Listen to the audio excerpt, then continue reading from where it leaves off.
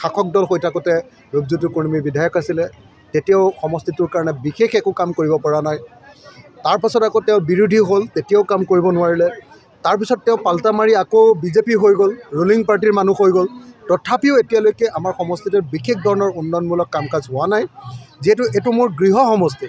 গতিকে ৰাইজে সকলোৱে কৈ আছে যে ইয়াত এজন ভাল কেণ্ডিডেট দিব লাগে আৰু মৰিয়নিত এইবাৰ যিকোনো প্ৰকাৰে আমি ৰূপজ্যোতি কুৰ্মীক হৰুৱাব লাগে।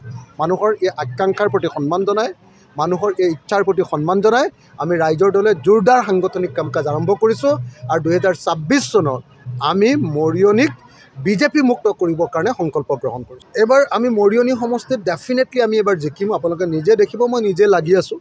মৰিয়নি সমষ্টিত এইবাৰ জিকিম আৰু কংগ্ৰেছ দলক মই অনুৰোধ জনাম যে মৰিয়নি বিধানসভা সমষ্টিটো আমাক এৰি দিব লাগে।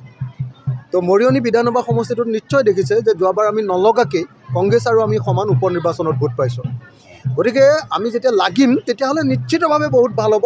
এইটো মোৰ গৃহ সমষ্টি, গতিকে মৰিয়নিত আমি জিকিমেই।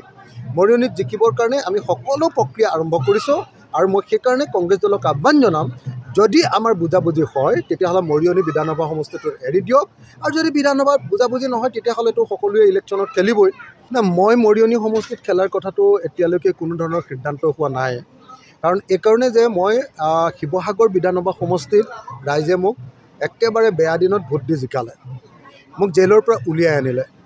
এতিয়া মই শিৱসাগৰবাসীক ওলোটাই দিবলগীয়া যি প্ৰতিদান দিব লাগে সেই প্ৰতিদান দিয়াৰ কামত জড়িত হৈ আছোঁ। কিন্তু যিহেতু এতিয়া মই বিৰোধী পক্ষৰ ভিতৰত আছোঁ, বিৰোধী পক্ষৰ মই এতিয়া এজন বিধায়ক, গতিকে মই যি ধৰণে ইচ্ছা কৰিছোঁ সকলোবিলাক বস্তু শিৱসাগৰবাসী ৰাইজক দিব পৰা নাই। সেইকাৰণে 2026 চনত আমি বিজেপি চৰকাৰখনক সলাব খুজিছোঁ।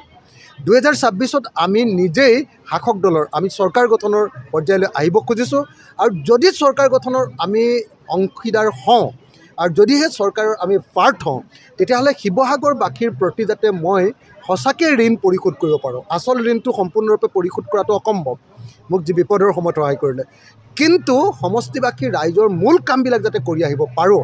গতিকে 2026 চনটোত মই শিৱসাগৰতে নিৰ্বাচন খেলাৰ সিদ্ধান্ত লৈছোঁ।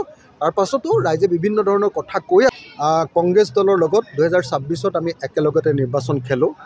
মই এটা কথা স্পষ্টকৈ কৈ দিব খুজিছোঁ যে কংগ্ৰেছ দলৰ পৰা আমি যোৰহাটত ডেফিনেটলি মৰিয়নি বিধানসভা সমষ্টি বিচাৰিম যদি একেলগে থাকোঁ।